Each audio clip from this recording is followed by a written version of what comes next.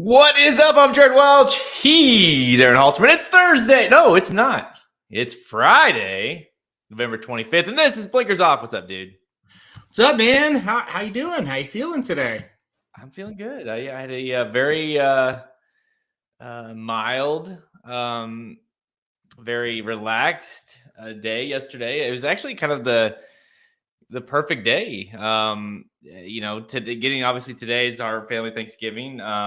And I just chilled out the house all day yesterday, watched every snap of every football game yesterday. And you know what? Other than the Cowboys game kind of got out of hand a little bit late, every game was awesome last night or yesterday. Every game was close. That Bills games kicked things off. And of course, last night's game even was pretty good. And so it was actually a solid day of watching three games of football. I fixed a little bit of food just to kind of preview, what I'm going to get today. Did some test runs on a couple of dishes, and then just drank a lot. So it was a great day. Yeah, football games were good. That Minnesota game was great last night. Shockingly, that was a great game. I totally did not think when that thing kicked off, I was like, oh shit, these two teams, because you figure this is gonna be like a 17-13 kind of game or something like that but man, they were like, both offenses were slinging it, and Mac Jones had a career high in passing yards. And dude, I mean, I get it. We're always like the victim of like recency factor, but is there anyone better than Justin Jefferson? Like, this dude, you just got to throw it in his radius, and there could be six guys around him, and he's going to catch it. He's hot right now. He's red hot. That's the thing, right now he's definitely the wide receiver in the league that everybody is going to clamor over, because he is red hot right now. He has looked very, very good. He basically won the Bills game for him. And yeah, last night, just big play after big play. He is a stud at the moment, and it's amazing how much better a quarterback looks when they have a wide receiver like that, because Kirk Cousins was like, wow, he's not bad last night. So it is amazing how that happens. I know, right? And it is funny too when you see a guy like Jefferson, or there's obviously several guys like that in the league. Maybe not to his level, but the point is like when you see them play, and then you see like I don't want to throw a bunch of guys under the bus, but something like the average to like above average guys, you realize how big of a difference there is in those wide receivers, how elite and then not elite there are. Because these guys, everyone in those stadium, it's like Kelsey. Everyone in the stadium knows this guy's going to get the ball, and yet they can do everything. They have the best DB or whatever. Trip three guys on him, whatever, and he still gets it. And it's just when you have that kind of elite talent, it's especially in the NFL, man. It's pretty special to watch. Well, those guys make a lot of money because there's not many of them. Same with quarterbacks. There's just not many elite players, and that's why they can get away with what they can get away with at times, and why they get the salaries that they get. Because you're right, everybody knows where the ball's going, and it doesn't matter. And it's hard to explain. You got 11 guys out there on defense, and still put 2-3 guys on a receiver, on a tight end like Kelsey, and it doesn't matter. They still get catches. It's like, how is this happening over and over and over again? Yeah. That's what I'm saying. Like, you look at a guy, I'm like, I'm thinking Christian Kirk comes to mind just because he got a big payday going to the Jags, and he's a good receiver. Don't get me wrong, but he can't do that, right? Whenever you can't triple cover him and be like, I'm still going to throw it to him. No, you shut him off. That's how you do it, right? And so it's just special, these elite guys. Anyways, talk about elite. How was yours of Thanksgiving, buddy? It was good. We hosted this year, so that was awesome. And Heather did a great job. She got everything ready for us, and it was good. And then everybody else brought stuff as well. It was a good one. I liked it. Usually we have to travel, go an hour there and back, and so this year we were just at home. So it was great. I enjoyed it immensely. So how is the Cracker Barrel Thanksgiving stuff? No, not this year. That was not the case this year. So Heather whipped it all up herself? Yes. Well, I mean, most of it. Yeah. Did it did you guys like host it, or was it like people bring their own dishes and stuff too?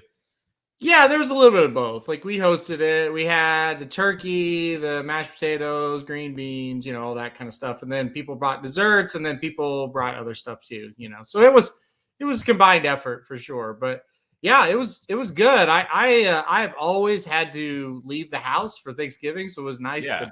be in your own home. That was fantastic. What'd you guys do for the turkey? Did you deep fry it or how'd you do it? So there's a place in town that does smoked turkeys, and I really love smoked turkeys. So we went and got one of those, and man, it was good. And it was really good today. I ate some for lunch right before we got on the show.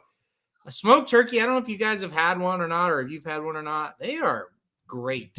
Very good. Dude, so good. And Yeah. by the way, is there a better I don't know that there's a better meal than leftover Thanksgiving, Like that hits special. Especially like did you make a turkey sandwich? Yes, it might be better than actually Thanksgiving. Yeah. Yeah. Yep. Because you have that feeling of like, oh, Thanksgiving's over. You're like, leftover turkey. Yep. I don't know why we don't eat turkey all the time. Like, it's the best. We never eat it other than like 1 or 2 times a year, It's weird. I actually had that same thought. I love stuffing on Thanksgiving. I just do. I always have. But it's like Another one. Yeah. I'm like, I actually bought it the other day. It's been about a month or two ago for the boys. Like, I don't remember what happened. I was like, I've literally not in my life made stuffing other than on Thanksgiving. And I was like, why do I not do this? I love stuffing. Anyways, it's just like it's funny how there's certain things like that, or green bean casserole is another one. I love green bean casserole, but I literally have it like Thanksgiving and Christmas maybe, and that's it. And it's just like, why do I not make this more? I don't get it. Pie. I know. Why not? Like pumpkin pie. That's great. Everybody loves pumpkin pie. I have it once a year. I'm not a pumpkin pie guy. I'm an apple pie. I don't know. Well, okay, apple pie we have more than once a year, so there you go. Yeah, you can have your pumpkin pie. Anyways, so it's been a solid Thanksgiving. I think sounds like mine's kind of today, but today. Speaking of today, we've got the racing really kicking off here. I know we had some yesterday, but the stakes action obviously today and tomorrow being Thanksgiving. The day after Thanksgiving, Friday, and then you got the Clark today. We'll talk about the Clark. So. Richie Strike, can he get back in the winner's circle after, of course, upsetting in the Kentucky Derby? And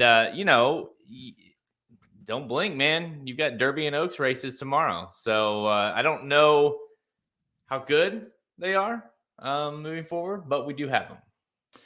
Listen, off season's over. We get 2 weeks of off season in horse racing, right? The 2 weeks after the Breeders' Cup always suck, but it's over because.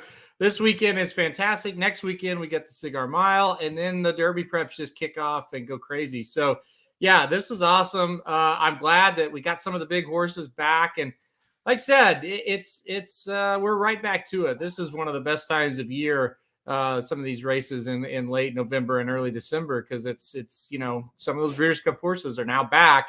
And like I said, today is one of the ones that probably the most talked about horse of the entire year is running in Rich Strike. So, I am pumped to talk about that one as well. But yeah, racing really starts to heat back up again after the Breeders' Cup lull. It's officially over.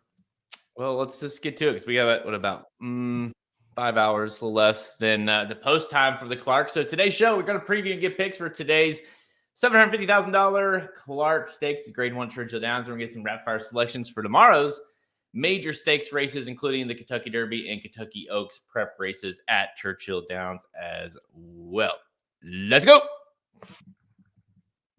And you got big shoes to fill, Halterman. You were off. I feel like we talk every day, but I feel like you weren't on Bleakers Off a week ago. Mm-hmm. Somich filled in. We did the pick 5, and dude, that guy, he's efficient. Like we had that, we were in and out in less than 55 minutes, and I was not used to that on Blinkers Off. I was just like, damn, dude, like you and I just kind of bullshit. We can have an hour and a half podcast easy. And so yeah, let's see if you can do that. See if you can handle kind of bringing it back down to a little bit of an hour episode. How many races do we have? 6 races today. One, Mhm. two. Yeah, it should not last over 45 minutes. We literally are talking about 6 races. So No, 5. I mean, I guess if you want to, we can talk about the Conley a little bit. So yeah, I yeah, guess you can right. count 6. But yeah, no, I mean, these races aren't spectacular. And you're right, by the way. Like, it feels like I don't know about you. I mean, we're always doing something, but that these last couple weeks, you're just you almost feel like, what are we doing here? Kind of like I'm ready for something to happen. Especially Mhm. this year with Flightline, being gone. A lot of the big horses are retiring. Obviously, Taba's not. Then some of the 2-year-olds are. Um, we're kind of waiting. Obviously we have 2-year-old racing, but we're waiting for the big dogs to kind of become 3 and really show.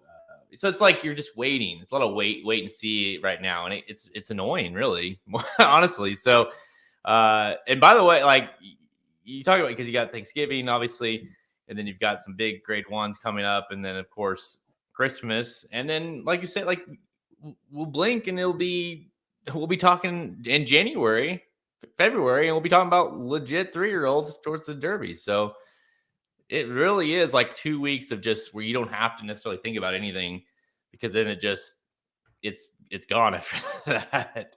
Yeah, exactly. Yeah, and the 2-year-olds, the first Derby future wager pools this weekend, so that heats up as well. So there is a lot that goes into the Derby each and every year, but it really starts right after the Breeders' Cup, and I guess you could say right at the Breeders' Cup. That's really the first major prep where it means something, and now it just kind of builds from there. Let's not forget, we'll talk about the Kentucky Jockey Club coming up on the show. That was a major key race last year when it came to the early Derby prep. So, yeah, you never know when you're going to get a really important race, and it has a chance to be good this year. There's some interesting ones that we're going to go over. For sure. But before we do, let's do a little Clark action here. And yeah, I got a horse that people seem to know and like, maybe, or don't like. Depends who you are. Rich Strike.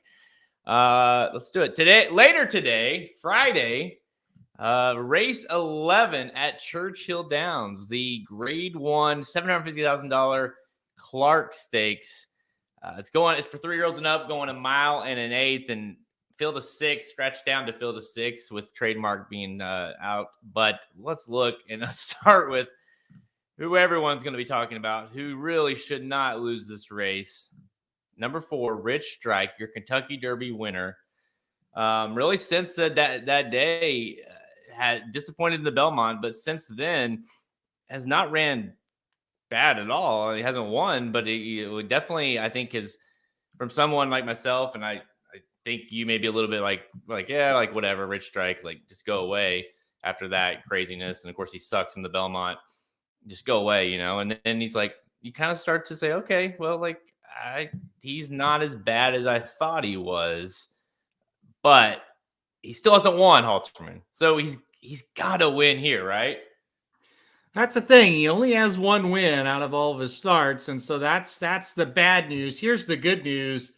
He's better than the rest of these horses, and he's certainly been facing better horses than what he faces here in this spot. They haven't done him any favors about where they spotted him. He has been in some of the toughest races you could possibly run in for a 3-year-old. And really, this is the perfect spot for him. He has no excuses in this race. Bottom line, he should win this thing. He's the best horse. He loves this track.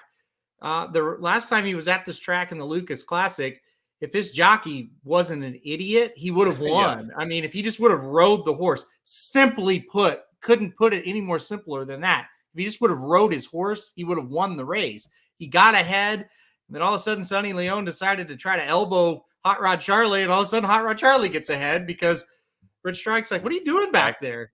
I literally think the horse like lost the focus. Anyway, get to this race today. He should win, and I've never picked him in his career. And it's not because I dislike the horse, like so many like to think. It's not true. I just never thought he was ever going to win. I believe he's going to win this race, and I don't think he's got much excuse. He should win. Period. I mean, we picked against him in the Belmont. He finished 6th, beating 13. We picked against him in the Travers, obviously. He finished fourth, beating 5.5 Epicenter. I mean, we picked Hot Rod Charlie. I mean, that's the funny thing. In all those races we picked against him, we picked the winner.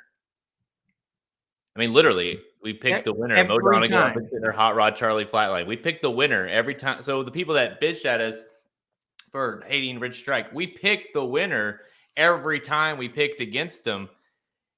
It's crazy. I agree. It's so funny reading our comments on YouTube. It's like every time we don't pick that horse, oh, the racing dudes they hate Rich Strike. And it's like, well, we don't hate really any horse. It's just we got to try to pick a winner. So listen, this is like this is allowance race. I mean, honestly, this is a terrible stakes race. I mean, this is bad, let alone being a grade 1. You could see this field, and if it had, grade 3 or even a listed stakes, you'd be like, yeah, makes sense. That's probably what it is. And the fact it's a grade 1, listen, Rich Strike should win. But at the same time, like, I don't know how you have confidence in picking him here. I mean, he's my top choice, but it seems like he's found ways to lose. Now I get it. Like, he's been facing Flightline. He's been facing Hot Rod Charlie. And you can argue, like you said, that he should have won Epicenter and Zandon and Cyberknife, Mo Donegal, Ness, like he's been facing some good horses. Don't get me wrong, but he just kind of feel like it could be another instance where he runs really well and, West Willpower or Proxy still beats him. They shouldn't. Proxy is never won a stakes race. I mean, but Proxy's probably a horse that has got the shot to upset him because he's around. He's been against tougher horses, maybe not tougher horses than Rich Strike, but tougher horses than the rest of the field. So you would think Proxy could maybe be up there, but he really probably shouldn't beat Rich Strike. West Willpower, he is kind of an up and comer. Maybe that's one that can get out in front, and Rich Strike can't catch him, but he should catch him. It's just that simple. And you said it, man. I mean, it's so weird how people. I've been called. I have an East Coast bias. I have a West Coast bias. I hate horses. This and that. It's like, people really, honestly and truly don't understand. A, I'm from the Midwest, so I don't give a damn what coast they run on.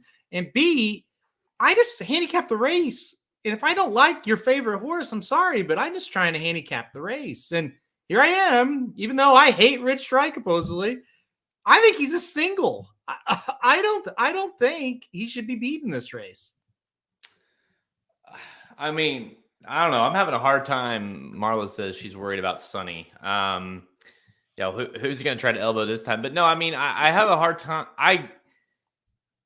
It's weird because on paper and everything about it, he is a single. He's very much the best. All his numbers are better than these horses. You're right. I think Proxy is the one that I almost pulled the trigger on Proxy for my top spot here because maybe, like you said, just he's older. He's experienced, but he doesn't have that win.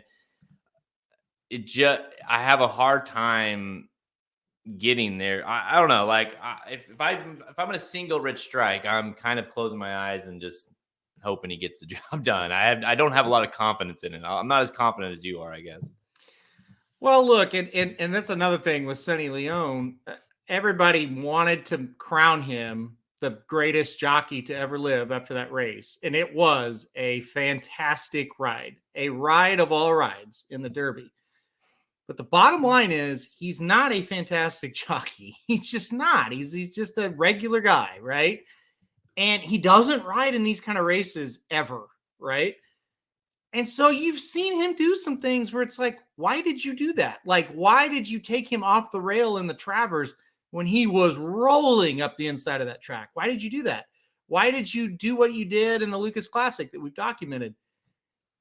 He may have cost him a win in the Lucas Classic and a second in the Travers. He absolutely may have cost him that. I think you can make an argument that he did. Again, the Kentucky Derby is one of the all-time greats, but it's gotten a little shaky after that race. And I think even Rich Strike's biggest fans will say it's gotten a little shaky after that race. I mean, the proof is in the pudding there.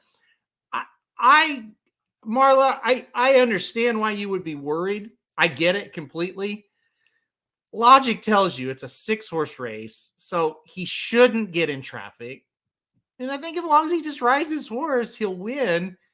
But I also could get your side of it, Marla. It wasn't a big field the last time, or the 2 races back over this track. He looked free and clear, and then that happened. So we'll see what happens. We'll see what happens today. But again, from talent-wise of this horse, he's the best horse. It's really hard to debate that he's not the best horse in the race. Don't you think? I mean, yeah, obviously there's jockeys are going to be committed to other horses and things like that. But considering he's ran since the Derby, I mean, you get why Sonny Leon is on the horse, maybe even in the Belmont too. But the Travers and Lucas Classic and the Breeders' Cup Classic, and now this, like you got to think Reed could get about anybody he would want to ride this horse in these races. Like say Irad or something. Like if Irad was on this horse, you would have so much more confidence. I think at least I would, and I think a lot of people sounds like would as well. It's just he's committed to Sonny Leon, man. Like he loves that guy. I don't get it. I mean, I know they have a long history together, but he's not leaving him, is he? It's kind of a catch-22 in a way, right? Like, give him credit, man. This guy won the big races for him. You stuck with him. That's admirable. The other side of it is, boy, did this guy maybe cost you a couple times after that. And look, again, if something goofy happens and the jockey costs this horse the race, it's time. It's simple. It's time. I don't think that's going to happen again. I think we're going to see a win. If he loses and it's the jockey's fault, you have to make a change. You just have to. And I think he will, honestly. It's kind of like, we got a quarterback that, just played out of his mind one game and upset the Super Bowl champions or whatever, and just unbelievable. And then like the next couple, 3-4 games, he's thrown multiple picks, cost the team several times. You get to the point where you're like, okay, obviously he's very talented. He had a talented effort that day, unbelievable effort. But how many times can we keep rolling him out there if he's going to continue to cost the team? And that's kind of what, like, you can't take away that ride. That ride in the Derby was unfucking believable. Like we'll talk about that ride and that effort and that performance forever. But then you go back and you say, like you said, like you watch the Travers and you watch some of these other ones, you're like, I don't know, that was weird. Why are you doing that? It could be a situation where in the Derby, everybody just, whatever he did in the Derby, it wasn't really going to matter, right? Like there was no expectation whatsoever on him. And he, like I said, he was loose and free. And now that the microscope's on him, maybe he's overthinking things, because here's the deal. He's not a bad jockey, right? He's just not an elite jockey. He's just a guy. He's an average jockey, I would call him. Well, an average jockey should be able to win today on Rich Strike. So, and again, maybe he's just overthought it. Maybe, that it's that kind of thing, but we'll see. Here's the thing. Every time this horse runs, no matter what, it's a story, it seems like. And we got another one today.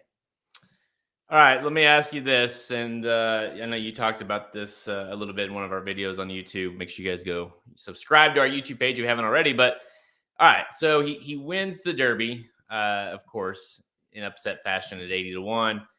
He finishes fourth in the Travers, second in the Classic, Lucas Classic, fourth in the Breeders' Cup Classic. Say he wins this race, which may give him 2 Grade 1 races, the Derby and, of course, this one. Is there any case you can make for him being the 3-year-old of the year? There's a lot of weight that goes into the Kentucky Derby. Yeah, I mean, there will be a case made for him. I don't think he is the 3-year-old of the year no matter what happens today, but there's going to be a case, and the case is simple. He won the Kentucky Derby, and he has another Grade 1 win against older horses, and that goes a long ways. I said on the video, if you are a voter, don't just be lazy and say, well, he beat Grade 1 company against older horses. Like, if it's a close battle, look into who they've beaten.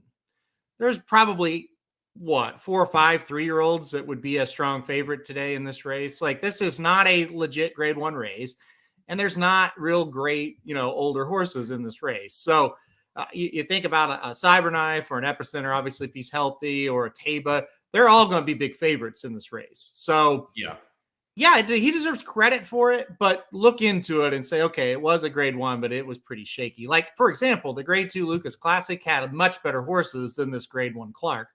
Regardless, though, you ask the question, is there a case? And the answer is yes. 2 grade 1 wins, and he won the biggest one of the year for a 3-year-old. It does go a long way. He certainly would be a top 3 finalist for the award. I think you'd have to be, Yeah. right? I mean, how, because you got obviously Epicenter would be, would be the top of the list. Probably Taba and Rich Strike, right? That's got to be your 3. Yep. And you look at those 3, and it's like Taba never could quite break through. He does have multiple grade 1s to his names. You could give him that. Did finish 3rd ahead of Rich Strike in the Classic. So there's that. And then, the thing of the Epicenter that sucks is it's like he got hurt in the race. Like if he gives it any effort whatsoever, I think he kind of puts to bed. At least I think so. Puts to bed any kind of, it's like, well, obviously Flightline was winning that race, but he ran good underneath. But the fact that he didn't run, right, because he got hurt, it created a little bit more of a question mark here on the 3-year-olds, I think, especially if Rich Strike goes and wins here today. Yeah, I mean, like Rich Strike wins this one, and Tabo goes out and wins the Malibu. I mean, it's going to make things more interesting. Again, I think it's Epicenter, but what if Rich Strike wins by 12 today, and what if Tabo wins by 8? That's things that could happen, and that will play into it. So, and the fact that I think voters look at him too, Epicenter, to discredit him a little bit, and they look at the Derby and they look at the Preakness, 2 races that he probably should have won and he didn't, Yep. and certainly the Derby. Now the Travers holds a ton of weight, so you have that, and the horse has done nothing but win really or run well every time he's touched the track. So it's like that would, to me, if he didn't win, that'd be tough because he's ran so good all year. Well, that's the other thing. You just said it right there at the last. All year, right? He has been at every big race. He's been in it pretty much, and in every race, but obviously the race he got injured, which is just you draw a line through it. He's shown up and ran extremely well. He won a lot of them. He got second in the 2 big ones, but it just seems like Epicenter is the winner of this thing unless something outlandish happens. Yeah, it's a bummer because it will make things interesting if this horse wins here, and then like you said, Table wins the Malibu. It'll definitely, you have that recency, right? The last time we see Epicenter was the Travers, technically, because he didn't finish in the Classics. So you kind of have that looming over him, and so you're gonna have to really hope that the voters have look at that body of work versus the recency factor of Taba finishing 3rd in the Classic, winning the Malibu by 10 or whatever. It's like that's going to be troublesome a little bit if you're an Epicenter, if you're hoping he wins, which I think he should. All right, Rich Strike, he's the play. They go off later today. I believe that post time is at 4:56 Eastern Central, so 5:56 p.m. Eastern time. Race 11, the Clark Stakes. Today, Friday, is Rich Strike's chance to get back in the winner's circle and get another grade 1. Can he do it? Make sure you guys watch. If he would have won the Lucas Classic, which he should have, and then win this one, boy, would he have a very interesting case. Mm-hmm. Yep. And you could say that, I think, a lot about a lot of these. Like if Taba would have won the Haskell, yes, he makes a huge, and say he outlasts Olympia just enough to where he's 2nd in the Classic. And he also won the Pennsylvania Derby, and he won Stantonia Derby. And if he were to win the Malibu, dude, I think he might win it. I think the Haskell, if he just wins the Haskell, I think he would be the winner. Yeah. It's and same with Epicenter. If he can just hold on to the Derby, done. Case closed. Boom. You won the Derby, you won the Travers. I don't care what happened. Yeah. That's it. Yeah. And that's the way it's felt all year with these 3-year-olds, right? We kept waiting, right? We got to after Rich Strike, like one of these horses, like Epicenter just needs to win one, Mo Donegal. Oh, well, then he gets hurt. So it seemed like, Taba, really, really, really good, but then they rushed him. And then of course they had to sit off of him for a while and they couldn't do that. And so this seemed like all year long you kind of waited. And then Epicenter's like, okay, he wins the Jim Denny, he wins the Travers. That's our horse. Go, and then he, gets hurt in the Classic. And so it seems like all year long you just have that 3-year-old that's just on the cusp, but never quite kind of solidified him as the clear best 3-year-old. Even going in, you and I both were like, man, we can't wait because you get the Epicenter versus Taba. We've been wanting to see these two match up again and see really who's best. And, unfortunately, we didn't even get to see that. So, yeah, even that got muddled. Yeah. Yeah. Well, you said it. Epicenter lost early voting in the Preakness, and that's the thing. It's like, okay, we got upset in the Derby. Big upsets do happen in the Derby, but right there, it's like, dude, that's the one you really, really needed.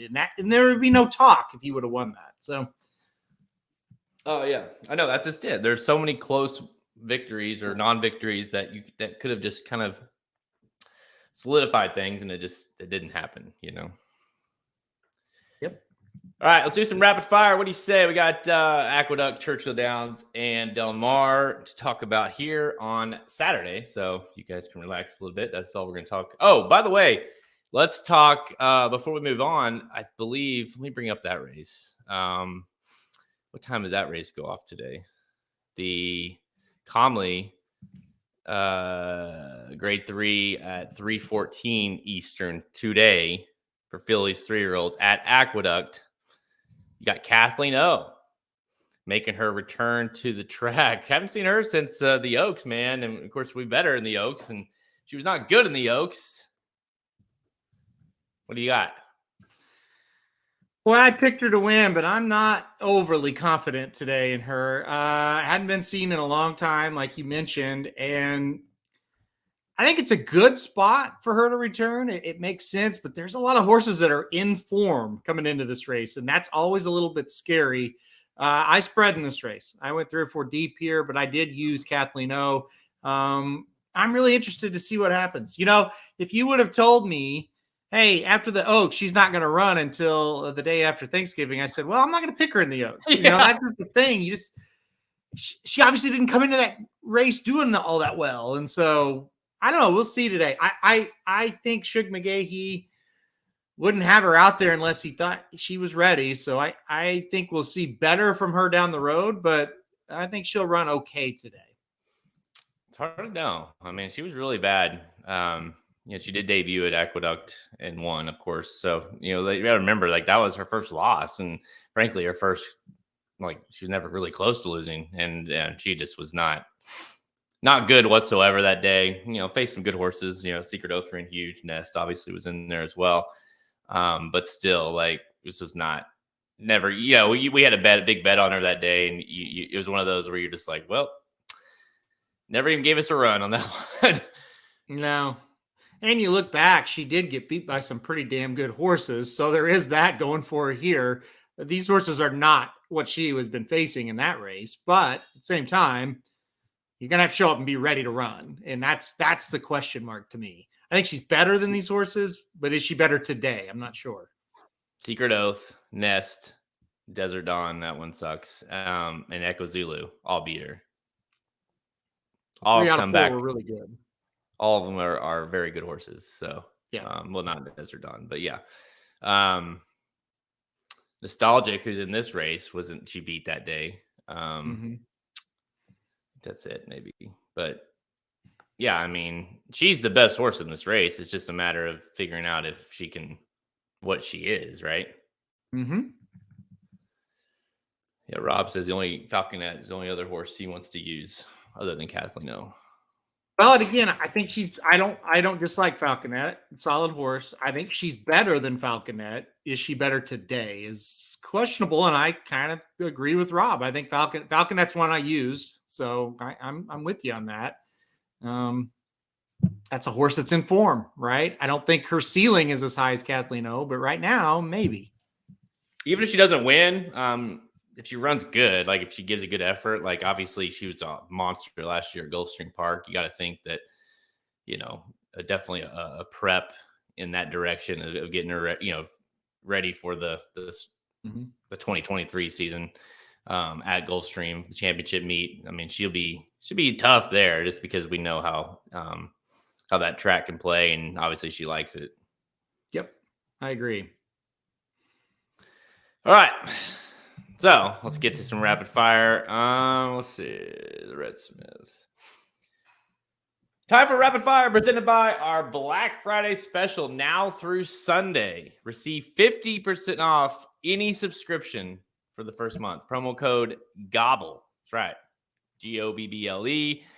Use promo code GOBBLE and you'll get 50% off any subscription for the first month. So any of our, if you've been waiting for the time to buy one of our multi-month passes and you don't want to spend the money on one of those, well, they're half off now. So you can try that. And then of course you get it for, depending on what you get, a couple months, and you can obviously get yourself ready for the season as we kick into the 2023 season. So yeah, the Black Friday special goes now through the end of day Sunday. Use promo code GOBBLE to go get your hands on a 50% off subscription. All right, Halterman, let's go to Aqueduct on Saturday. Race 9, the Red Smith Stakes, Grade 2, $300K for 3-year-olds and up, going 1 3/8 miles on the turf.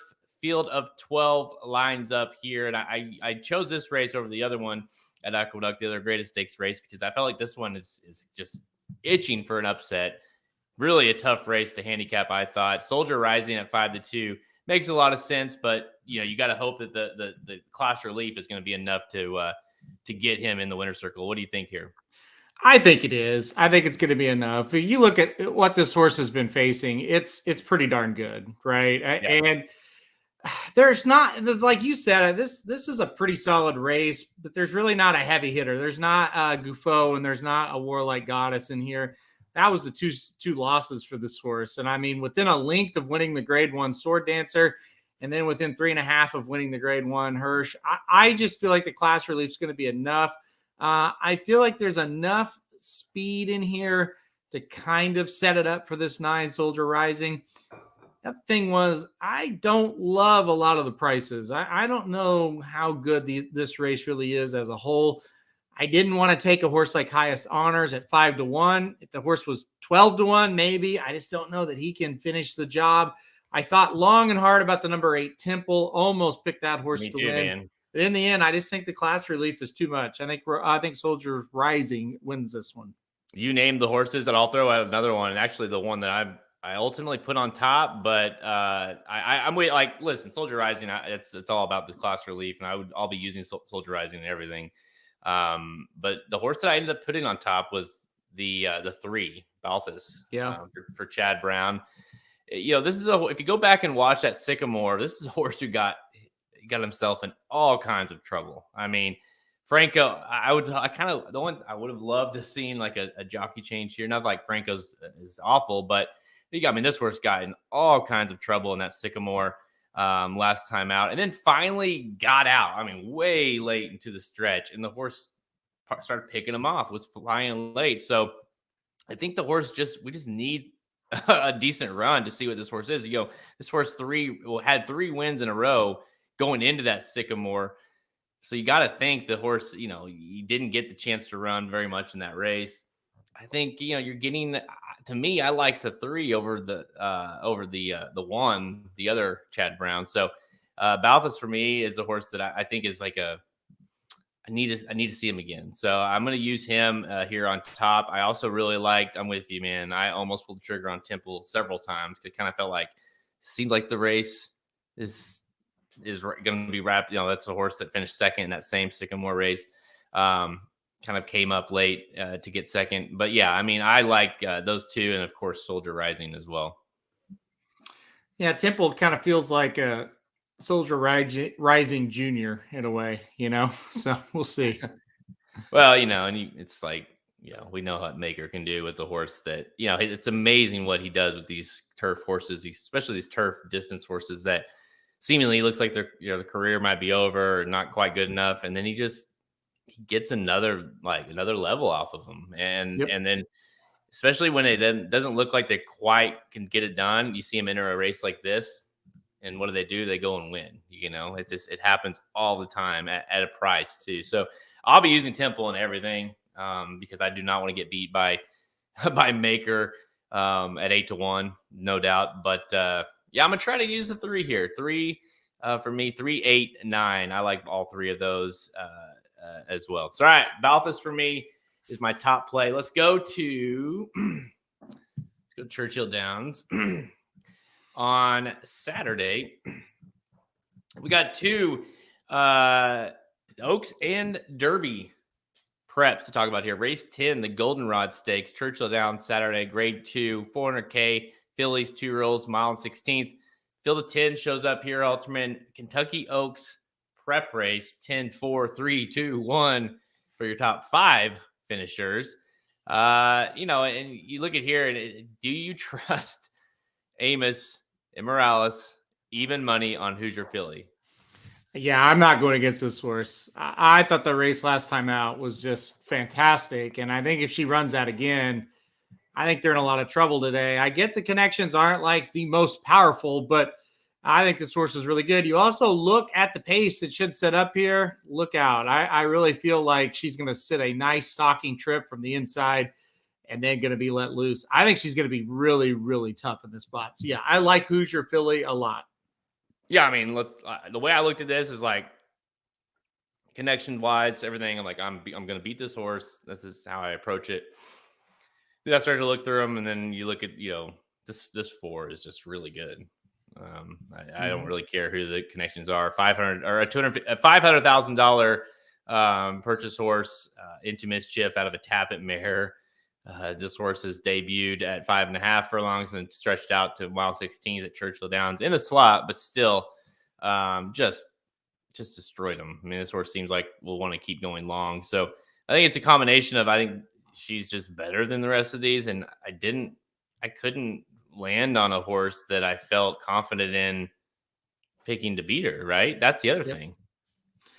Yeah, that's just it. There's some ones that are kind of interesting. I was kind of looking, okay, like who's the sneaky McPeak horse? And it's like, yeah, the 10, I don't know, maybe, right? Like maybe the 10 at 15-1 makes sense to put in there. But yeah, end of the day, I just think that the 4 Hoosier Philly is going to be pretty darn tough. That race last time out looked really easy for her too. She didn't really act like she gave a lot of effort in that one. So she looks pretty darn good. I love the running line for the 4. Of course, it was in the slot, but splashed away, frolicked. Yeah, frolicked. She was having fun that day. Love the mud. She's a mutter. But no, I'm with you on the 10. I just could never get there, but makes a lot of sense from like kind of the McPeak. I wish the horse would have drew a little bit better all the way to the outside. Showed a lot of speed on last time out. Maybe you could make a case if the horse maybe drew like towards the inside a little bit, try to take this thing gate to wire, but horse will have to be really good, better than I think. But you'll get a good price, I think, on the 10. I think there's another one in the next race that you could maybe play as well for that McPeak special. But yeah, any confidence in the 4 moving forward? I mean, obviously this is an Oaks prep, 10 points to the winner. Doesn't get you in, but it gets you close. Where's this horse what do you think the future holds for the 4?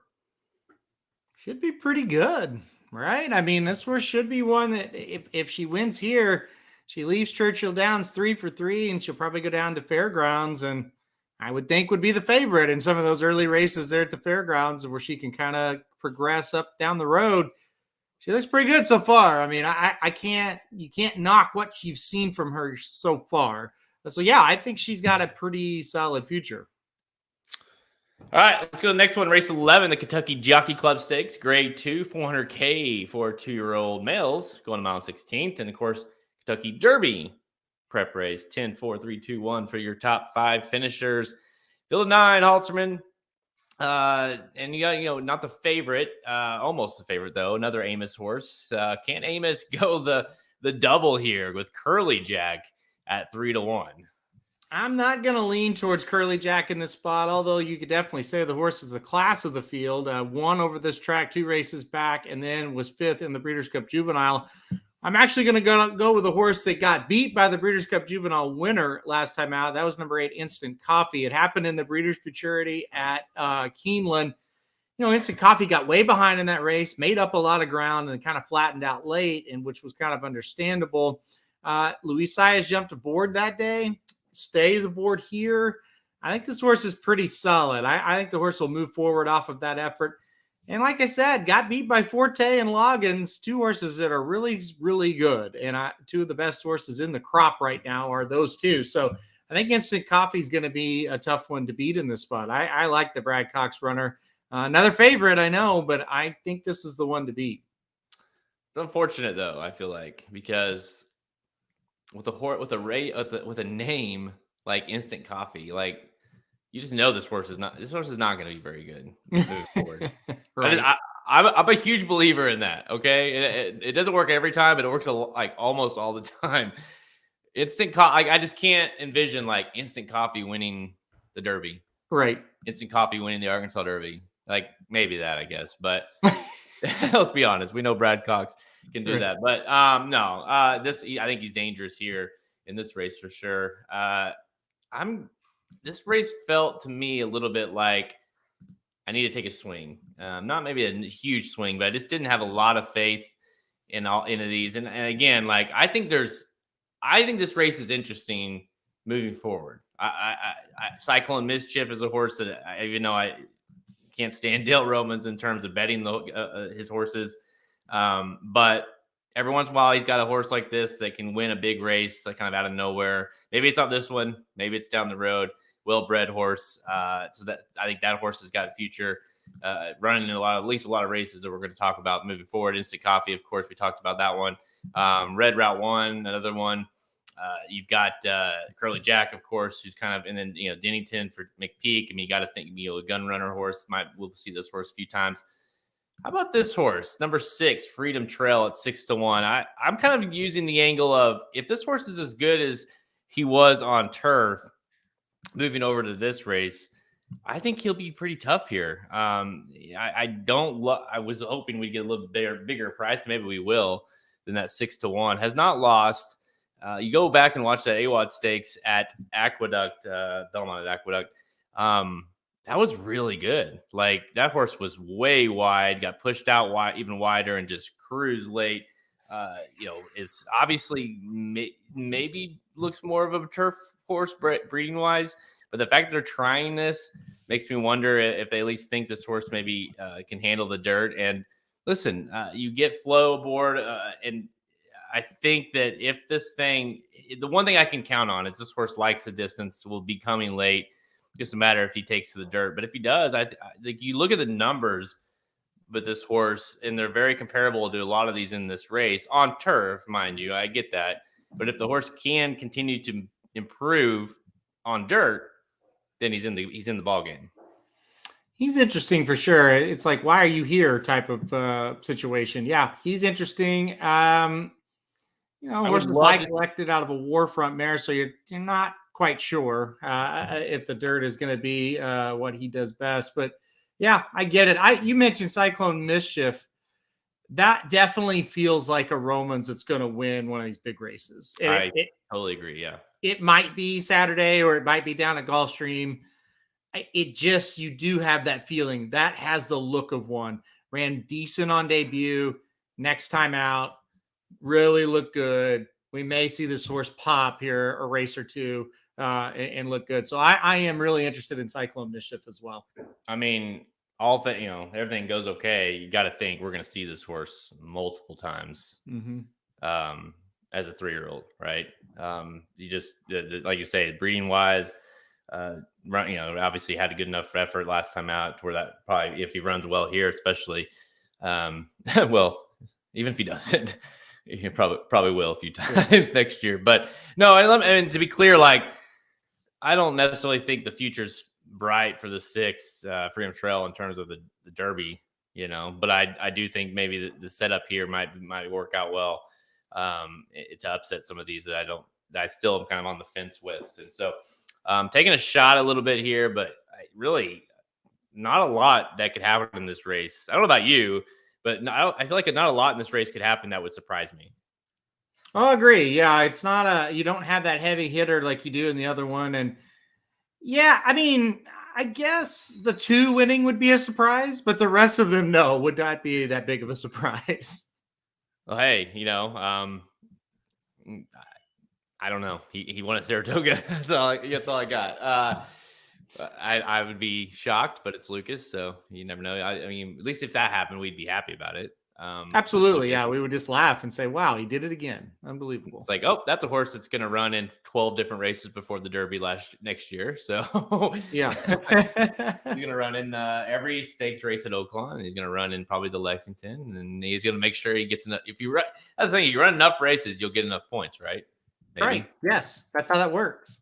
All right. I don't think there's any future number 1 picks in our draft coming up next month, but in this race, but obviously it is a Derby prep race, so lots on the line. You like the 8 instant coffee. I'm taking a little bit of a shot against here with number 6 Freedom Trail. All right, let's go. And that's one of those races too that's just like I maybe I'm completely wrong, but I just couldn't. I don't think there's enough in that race to. It just felt like a race that I needed to try to beat these like kind of horses that are going to be bet. I hope that 6-1 floats up because I don't like that price, to be honest. But yeah, no, I get it, and I think it will. I think the Cox horse is going to take pretty good money. Yeah, based off of the running lines, you would think. Yeah. All right, let's go to Del Mar to cap this off. Race 7, Seabiscuit Handicap on Saturday, grade 2 or 250K for 3-year-olds and up, going 1 and 1/16 miles on the turf. Field of 9 lines up here, and really it's all over the board in terms of who you like. Number 1, Santine at 3-1, 7-2 on Hong Kong Harry. The 3 horse, you got a couple of 4-1, Smooth Like Straight and Beyond Brilliant. Set piece at 5-1. Brad Cox brings set piece out west. All right, Smooth Like Straight. We'll start with him because that's a horse. It's like I'll be honest, I didn't pick, but I almost picked because he just felt like, okay, he gets to class relief. Finally, this horse runs in every big race, feels like, and just isn't quite good enough. Hasn't won in forever. It seems like Smooth Like Straight. We know he's going to be on the lead, but can he hold on? I couldn't do it. I wanted to as well. I was like, he's just lost so many in a row, and I'm rooting for him, but I couldn't do it. I'm making history on this show because I've never picked Rich Strike to win a race, and I picked him. I've never picked Santine to win a race. I'm picking him. I just feel like he's in a good spot here. A lot of good, not great horses is how I would describe this race. Like Master Foxhound's pretty good. Hong Kong Harry, pretty good. Smooth Like Straight, obviously good. Beyond Brilliant, set piece. But, those horses, they just sometimes struggle to close the deal in a race of this caliber. I'm going to go Santine. I don't know that this horse will be favored, though. I don't know if the morning line is going to be accurate here. This would be a tough morning line to make. I don't know. I think Santine might be like that 7-2, 4-1 type horse. We'll see. I can see Smooth Like Straight going off the favorite. I could honestly. Too. Just a horse that's, just run, like I said, runs in every big race, but hasn't won in over a year. Last time he won was May of 2021. I honestly, I'm a little surprised you didn't pick set piece. I'm sick of him. You've quit him, right? And honestly, this is the type of race he definitely wins. It seems like I pick him every time, and sometimes he'll win, but most of the time it's like, yeah, I'm kind of sick of watching you like run up for 4th, and I don't know. I couldn't get behind him this time. I'm with you. I honestly, I don't pick set piece really all that often, but I wanted to pick here and I couldn't pull the trigger, kind of maybe the same reasons you had. I don't, maybe the horse isn't quite good enough. It kind of depends on what numbers you look at. I feel like if you look at time form, the horse is a little bit of a cut below. If you look at buyers, the horse fits. I went with number 3, Hong Kong Harry. It's just hard not to like this horse after, coming over here in the U.S. has won every race but one, and that was Eddie Reed earlier this summer and got beat by Masterpiece.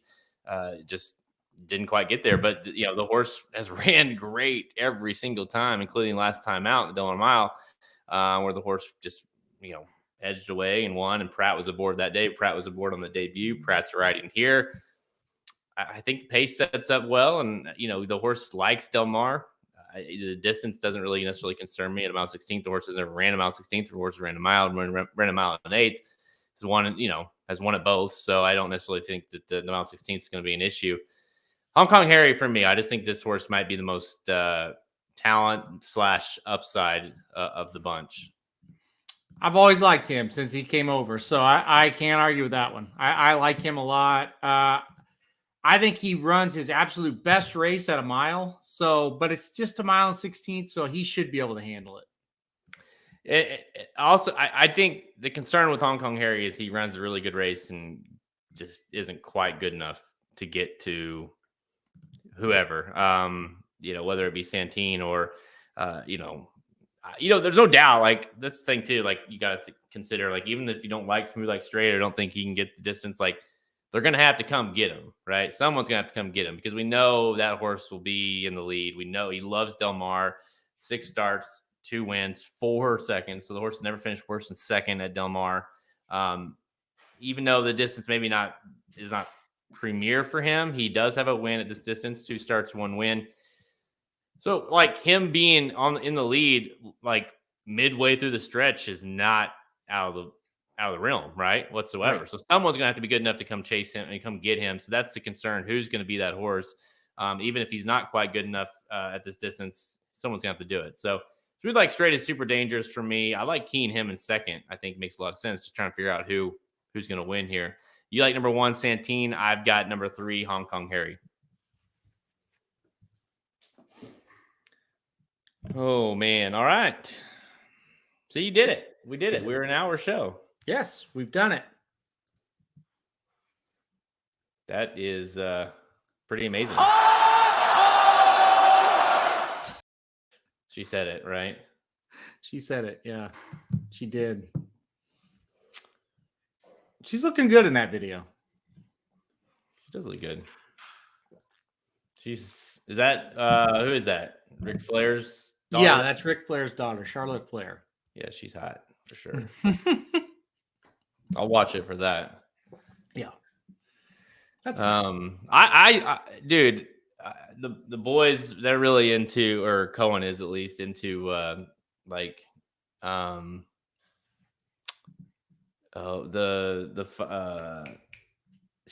boxer. Who's the boxer that does YouTube, and his brother does the wrestling. He's a wrestler, YouTuber. Why can I not think of? Someone help me out here. Logan Paul? Yeah. Logan. Yeah. And who's the boxer? I don't know. Come on. I don't know anything about boxing. Jake Paul. Yeah. So anyways, they're thank you, Andrew. So they're big into Jake Paul, and like, not as him, but there's a little boy, like, he and his family, they have a YouTube channel and they're friends with Jake, and so they're gonna watch that anyway. So they know Jake, and there's some videos pop up randomly of Logan and doing the wrestling and stuff. That dude, I think he's got a future. I know he just hurt his knee or something, but that dude's got a future in wrestling because he's not afraid to, like, do, like, the most crazy ass shit, like the aerial stuff. Yeah, he was awesome. Yeah. And that was just like his first or second ever match too. So think about that. That's pretty wild. And they put him in there with Roman Reigns, who is the champion, right? They did it basically just to get a huge draw, and it worked. But yeah, I think he's got a big time future in it. I don't know if he wants to do it or not. That's the thing. He may not want to do it. He's making so much money doing all the other shit where he doesn't blow out his knee. So, right. Yeah. You just don't know if you want to actually wrestle, But yeah, and I've watched enough with you, or you've telling me to watch something where it's like some of these guys are awful. They're wrestling. It's like that dude. I mean, it's enough for me who doesn't to give a shit about wrestling to be interested, because I'm like, that's like that. I'll watch a dude like do aerial shit off the top ropes and jump off the top rope to crush the announcer's table. You know what I mean? Like, that's pretty cool. He's better than 85% of the wrestlers that do it day in and day out, I would say. So think about if he actually did it day in and day out, he would probably be one of the best. like I said, if you could come in right now and you're one of the top 15% of wrestlers, Mhm. and then you actually like, I mean, he trained. It's obvious he's trained, right? But like, if he actually like focused on it full time, he might be the best wrestler we have. So that's Well, pretty don't you remember? incredible, really, to think about. Well, don't you remember he was kind of before Jake got really into the fighting or to the boxing, because Jake's his thing is like he fights all these like washed up MMA guys and things like that, like celebrities or or not celebrities, but like or retired basketball player or whatever it is, like, and it brings in a good draw, but it's like and he looks really good. Don't get me wrong, but he's not beating anybody. But don't you remember before that, Logan had that big pay per view with Floyd Mayweather. I don't know if you remember that boxing. Yeah, No. that happened first, and they had this huge pay per view, and it was they basically neither one of them, it was one of those things where it was clearly a money grab, but Yeah. point is like, and of course they have like the number one podcast in the world, I think, and so it's like if he has the following and the kind of people to where if he got into wrestling, like was like a guy, like that would be a huge draw for whoever, whether it be whatever company or whatever you call them, decided to or got him, because it would bring in a lot of people to watch him do that kind of crazy shit. So Well, it got a huge amount of attention. And yet, like I said, if you get him for more than one show a year, you could do a lot with it. But again, it's just, it's the same thing. The guy is pretty successful. Does he want to fly off a top rope, 3 times a week for 2 years? I probably not. He probably would rather just do his podcast and make millions doing that instead. I know yeah, I would rather do that if well, I had shit, they're every gonna way. for what he's worth, what he's bringing, what he would bring to Yeah, the table. You're gonna have to pay him a ton of money, yeah, and they probably don't they probably don't want to do that. So yeah. Um, Bree wants to know when the next tournament is. That's what is it, next weekend? That Cigar Mile, yeah, that'd be next weekend. Yep. Yep. So Cigar Mile is going to be our last, I believe, unless I don't qualify, then I might have a couple hidden ones until I do. No, the last one prior to the championship, uh, December 26th for the Malibu. So let me pull that up real quick. How many we have currently qualified right now? We've got, I believe it's like 30, 35. We have 35 entries right now. 35 entries. Some of them are multiple. We have a handful, 5, 6, 7 maybe that are double entered, have two, but 35 entries. So imagine if we get 15 more, it's going to be about 50 people playing in that thing for a winner take all. Again, make sure, like I said, you got that 50% promo code going on right now. Enter Gobble, and it's a good time to do that because if you are a premium subscriber, you do get that bonus if you win the thing, the cash bonus if you win the thing. So it's a good time to go ahead and subscribe and, of course, play in these tournaments. So, yeah, be on the lookout for that. We'll start promoting that after the weekend. All right. So all the time we have. Check us out at racingnews.com for our free picks and our premium selections. On our handicap products page, click the Get Racing News Premium button at the menu at racingnews.com to learn more. Remember, we're on Twitter at racing_news, Instagram, and Facebook. You can find all episodes of Blinkers Off by visiting our podcast page, Apple Podcasts, Spotify, Google, all the places you listen to podcasts. We are there. The Magic Mike Show, they are there as well. Del Mar, Sunday late pick 5 preview, I believe, is what they will be doing. I think it's later today, right? Yeah, 4:00, I think. 4:00 Central. 4:00 Central, the Magic Mike Show previewing the Sunday late pick 5 at Del Mar. Final thoughts, Halterman. Anything on your mind, football related? Anything going on in your world that you'd like the people to know about before we end this thing? Gosh, honestly, no. I don't have a lot. He's got nothing going on.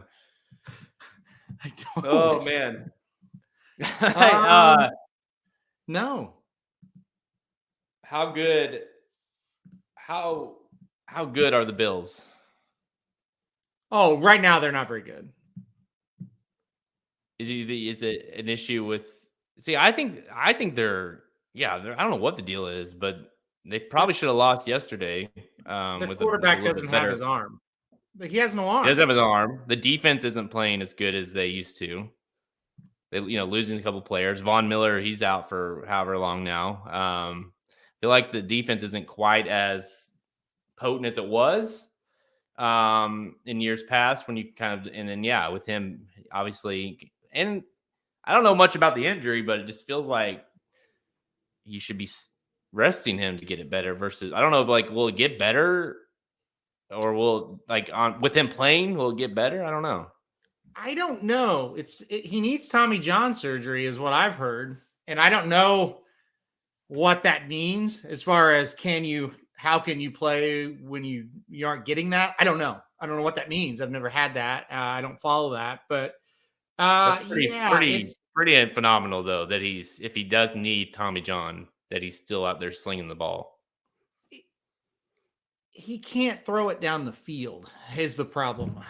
He definitely can throw it, but he can throw it down the field. It just does. The ball doesn't have that zip on it, and it's almost like, I don't know. It's like they're like a shell of themselves offensively because of it. Yeah, but he's got his feet. He's obviously super dangerous that way. Yeah. They're a well coached team. We've got good running backs, good receivers, and things like that. So it's like, I mean, they're still a very talented team. Don't get me wrong, but they're not the same. Like 3 weeks ago, let's say, it was like Bills, Chiefs, that order, by the way. And then it kind of has flipped, and now all of a sudden it's flipped, and you're like, it's Chiefs, and I don't know who else. Like, I feel that, to be honest, as a obviously a huge Chiefs fan, it's like the Bills scared the shit out of me. They beat us already this year. They've beat us in the regular season. Obviously, it's like he's like him. That team and the Bengals are the two teams when we play where I'm like, ugh, this could go bad either way. And honestly, I don't feel like, it's like, I look at both those teams, I'm like, we should beat both of them. So if you lose to the Bengals, you're trash this year. I'm sorry. Hey, I think Burrow he's legit, man. So he's legit, but their team is not legit. That's the thing. Like, the team is like, Burrow is great, but the rest of that team is not that good this year. Miami, I think right now, that's kind of the scariest team. Yeah, Miami's good. Tennessee's not scary. No. The Bills, if he's healthy, that's scary, but the way they look right now, they're not, so. And the biggest thing is you should have it at home. Yeah. I'll tell you what, every week that goes by, our Chiefs, I think you said 49ers too. I don't remember. Yep. Chiefs 49ers prediction looks better and better right now. Every week it feels like it's getting, you look at the NFC side, I think the way they're playing, the way that defense is playing, like, they definitely should get there, at least be in the NFC Championship. I'd be surprised if they're not. Jimmy Garoppolo is really the only, if they had any quarterback whatsoever, I would feel a lot better. But he gets the job enough done, I guess. But he's the weak link into that whole team. So he's not good. He's not good. But that's like the opposite of the Bengals, right? Like, the Bengals have that elite quarterback, and the rest of that team, it's just garbage sometimes. This 49ers team has no weak link other than the quarterback. So if they can trade for Joe Burrow, I think you're in trouble. Yeah, I don't think they're going to. So I think they'll handle them. To me, anytime the 49ers play a great offense, while they'll be able to slow that offense down, they won't be able to slow it down enough to score enough points to win. Mm-hmm. I think it'll be a lot like when they played the Chiefs before. Case in point, like you said, that game, and the Chiefs defense that year was not great by any stretch. And all you needed was him to make one or two plays late in that game, and he couldn't get it done, right?